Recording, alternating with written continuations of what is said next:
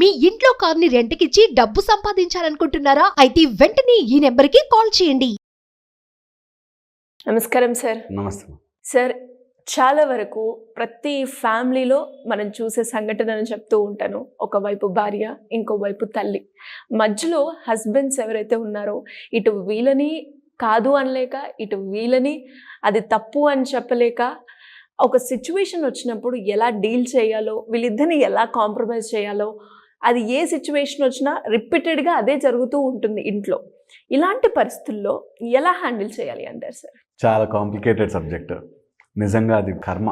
అంటే ఒక మగవాడికి అటు తల్లి కావాలా లేక భార్య కావాలా అనే ఒక కాంప్లికేషన్ ఉంటుంది సార్. నిజంగా మనసు నొక్కేస్తుంది.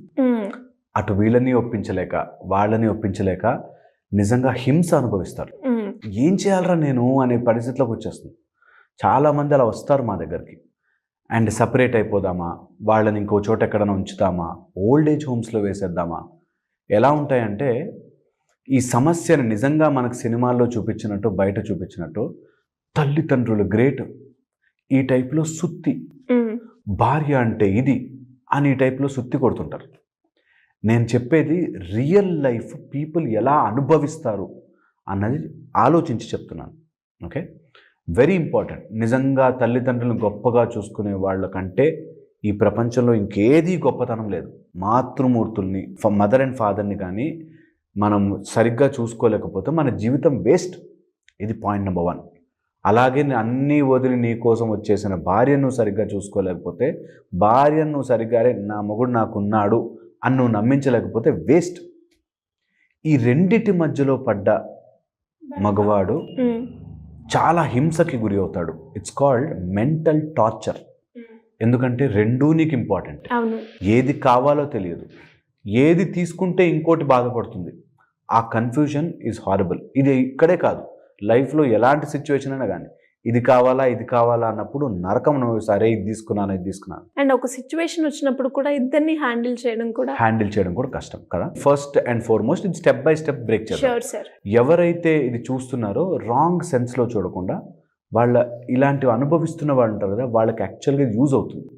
అండ్ ఇది ఏదో సిచ్యువేషన్లో మీరు కూడా ఎంటర్ అవ్వచ్చు. సో దాని అదే పాజిటివ్ దృక్పథంతో తీసుకోవాలి. ఫస్ట్ వచ్చేసి ఎవరి బాధ్యతలు, ఎవరి లిమిట్స్ వాళ్ళకి తెలిసి ఉండాలి. ఓకే, ఎప్పుడైతే మనం అథారిటీగా ఉంటామో అదర్ పీపుల్ మన మీద ప్రెషర్ పెట్టలేరు. ఎప్పుడైతే ప్రెషర్ పెడతారో దెన్ నువ్వు కాంప్రమైజ్ అయిపోతావు.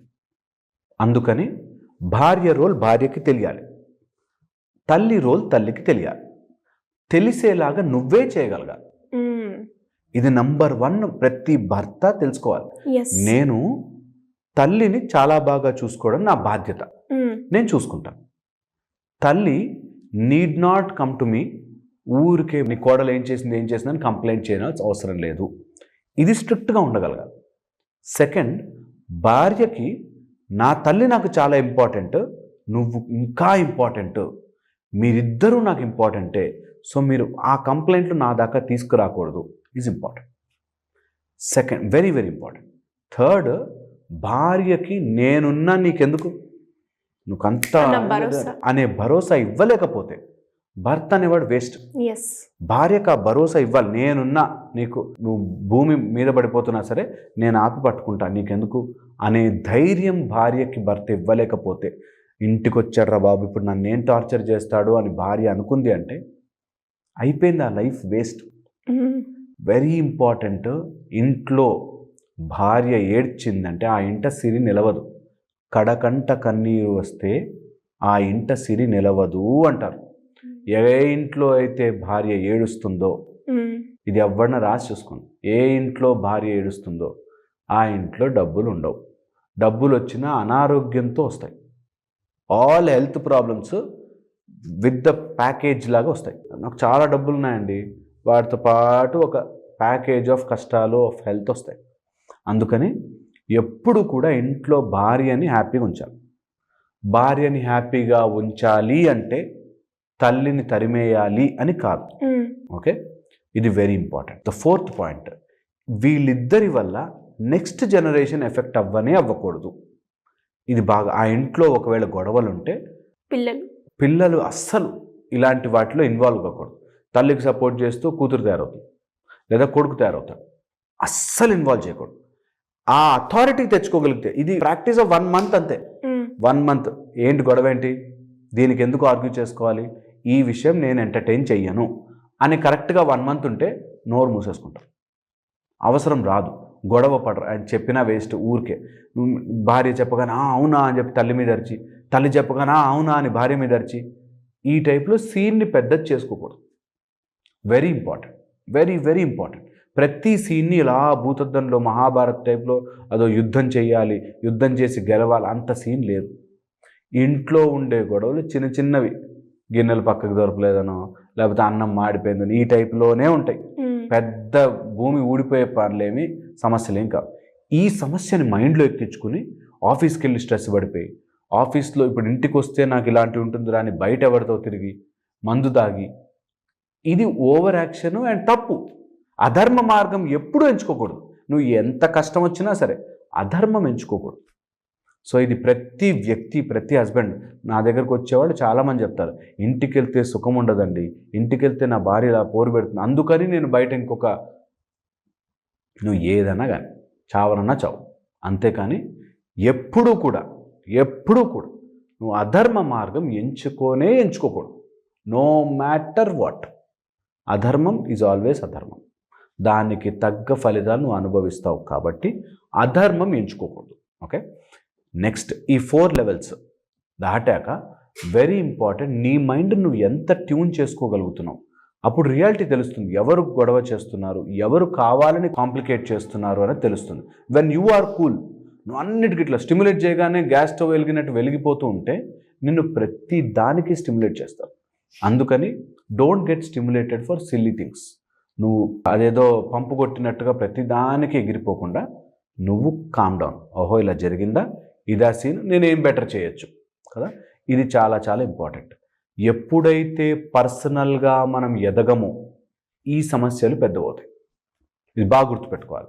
ప్రతి మగవాళ్ళు ఎవరైతే చూస్తున్నారో గుర్తుపెట్టుకోవాలి, నువ్వు పర్సనల్గా స్ట్రాంగ్గా ఎదగకపోతే ఈ చిన్న చిన్న గొడవలు పెద్ద కనిపిస్తాయి. ఏదో ఎవ్రీడే నైట్ వచ్చాక పంచాయతీ తీర్చే పెదరాయుడులాగా అక్కడ కూర్చుని ఇలా జరిగిందా, మా అమ్మ నసపెడుతుందండి, మా ఆవిడ చాలా చెడ్డదండి, ఈ టైప్లో ఇప్పుడు రోజు వచ్చి అక్కడ తీర్పులు చెప్తూ కూర్చోవాలి. అంత సీన్ లేదు. చిన్న చిన్న గొడవలు ఇంట్లో ప్రతి ఇంట్లో జరుగుతాయి. ఇవి కామనే. తల్లి నీ గురించి ఒకలాగా పెంచింది, నిన్ను ఒకలా ఎక్స్పెక్ట్ చేస్తుంది. భార్య నిన్ను ఒకలా ఎక్స్పెక్ట్ చేసుకుని వచ్చింది, ఒకలాగా ఎక్స్పెక్ట్ చేస్తుంది. రెండిటికి మధ్యలో నువ్వు ఇరుక్కుపోయి మునిగిపోకూడదు. ఈజీగా హ్యాండిల్ చేయాలి. చిన్నపిల్లలకి బొమ్మలు ఇచ్చినట్టుగా చిన్నపిల్లలకి నాకు ఈ బొమ్మ కావాలంటే సేమ్ కలర్ బొమ్మ కావాలని గొడవ పెడితే ఎలా సాల్వ్ చేస్తామో ఇది కూడా అంతే. ఇద్దరికీ నీ మీద ప్రేమతోనే చేస్తున్నారు. కొంచెం వీళ్ళకి వయసు అయిపోయాక, తల్లికి వయసు అయిపోయో తండ్రికి వయసు అయిపోయో కాస్త చాదస్తంతో అనారోగ్యంతో వచ్చే సమస్యలు వేరుంటే, ఒక ఇంట్లో ఒక అమ్మకి ఆర్థరైటిక్ ప్రాబ్లం, లేచి నడవలేదు, మోకాళ్ళు నొప్పులు, ఇంకా కోడల్ని టార్చర్ పెడుతుంది, అది తీసుకురా ఇది కనీసం లేచి అలా తీసుకోదు. అలా కూర్చుని జ్యోతి రామ ప్రతి దానికనమాట నువ్వు ఇంకా ఇక్కడ కూర్చునే ఉండాలి, అది చేస్తూనే ఉండాలి. ఎంతని ఎవరికైనా ఉంటుంది, విసుగొచ్చేస్తున్నావు సార్. అలాంటి వాళ్ళని ఎప్పుడైతే భర్త మేనేజ్ చెయ్యలేడు, అంటే ఒక అసిస్టెంట్ కూడా పెట్టలేక, ఒక హెల్పర్ని కూడా ఇవ్వలేక, నువ్వు పర్సనల్గా ఎదగకపోతే ఈ సమస్యలు పెద్దవైపోతాయి కదా. అందుకని ఏ సమస్య వచ్చినా నేను ఎక్కడ లేక అవుతున్నానో అని ఆలోచించుకోవడం ఈజ్ ద బ్రహ్మాస్త్రం. నేను గనక ఇలా ఎదగగలిగితే ఇవి సాల్వ్ అయిపోతాయి. ఇవి సాల్వ్ అవ్వాలి అని ఆలోచిస్తుంటే నువ్వు ఎదగలేవు. నువ్వు ఎదుగు, అవి సాల్వ్ అవుతాయి, ఆటోమేటిక్గా సాల్వ్ అవుతాయి. సో ఇవి చేయడానికి వెరీ కాంప్లికేటెడ్. నేను చెప్పినంత ఈజీ కాదు నాకు తెలుసు. బట్ చేయడం ప్రయత్నం చేస్తే అట్ ఎవ్రీ లేయర్ పర్పస్ గనక ఇవ్వగలిగితే, భార్యకు ఒక పర్పస్, అమ్మకు ఒక పర్పస్, వాళ్ళిద్దరికీ నీ యొక్క అండర్స్టాండింగ్, నీ యొక్క అథారిటీ కనుక తెలిస్తే ఆటోమేటిక్గా కంట్రోల్ అవుతాయి. ఎప్పుడైతే అథారిటీ తెలియదో వాళ్ళు నీ మైండ్తో గేమ్ ఆడడం స్టార్ట్ చేస్తారు. నీ మైండ్తో గేమ్ ప్రతిదానికి స్టిమ్యులేట్ అయిపోయి నువ్వు కృంగిపోతూ ఉండి, అయ్యో నా భార్యలాగా నా తల్లిలాగా, నా భార్యలాగా తల్లిలాగా అంటే I think it becomes more complicated and నీకు ప్రశాంతత ఉండదు. ఒకసారి పీస్ ఆఫ్ మైండ్ లేకపోతే సరిగ్గా ఆలోచించలేవు. అప్పుడు ఏదో ఒక దారం తెగుతుంది. 2 ఆధారాలు తెగకూడదు. రెండింటినీ కరెక్ట్గా చూసుకోవాలి. ఇది కష్టంలోకి వెళ్ళక ముందే ఆపాలి. Yes, very very important. అది ఆ కాంప్లికేట్ అయిపోయి బాగా పుండు రప్చర్ అయ్యేదాకా కాకుండా ఫస్ట్లోనే కొద్దిగా ఆ లిమిట్ కనుక పెట్టగలిగితే బాగుంటుంది. లాస్ట్ పాయింట్ చెప్తాను. ఓకే, ఇది జరగాలి అంటే, ఒకవేళ ఇది జరగాలి అంటే కొంతమంది వాళ్ళ ఇంట్లోనే వెస్ట్ సైడ్ గాలి లేకుండా, ఓకే, సౌత్ సైడ్ టోటల్గా ఓపెనింగ్ పెట్టేసేసి మనకి కిచెన్ ఉన్న బ్యాక్ సైడ్ వాళ్ళు వాటర్ కడిగే ప్లేసులు పెడతారు. ఎవరైనా ఆలోచిస్తే ఇంట్లో గొడవలు అవుతున్నాయి, ఇంటికి వెళ్ళంగానే గొడవలు ఇట్లా గొడవలు అవుతున్నాయంటే ఎక్కడో కిచెన్లో ఎక్కడైతే నిప్పు వెలగాలో అక్కడ ఏ ట్యాప్లో ఏ ఉంటాయి, దానివల్ల అవుతుంది. ఆర్ దృష్టి, చాలామంది దృష్టి పడుతూ ఉంటుంది. ఇలాంటి వాళ్ళు కూడా తొందరగా ఇలాంటి స్టిమ్యులేషన్ అయ్యి గొడవల్లోకి వెళ్ళిపోతారు. తల్లిదండ్రి సపరేషన్ కానీ, లేకపోతే ఓల్డేజ్ హోమ్స్లో పడేది, ఇట్లాంటివి జరుగుతుంటాయి. సో అదొక్కసారి తెలివితో ఆలోచించుకుంటే, అదొక్కటే కాదు అది కూడా పార్ట్ అయి ఉండొచ్చు. ఒకసారి ఆలోచించుకుంటే I think things will fall in place. Great sir, thank you so much.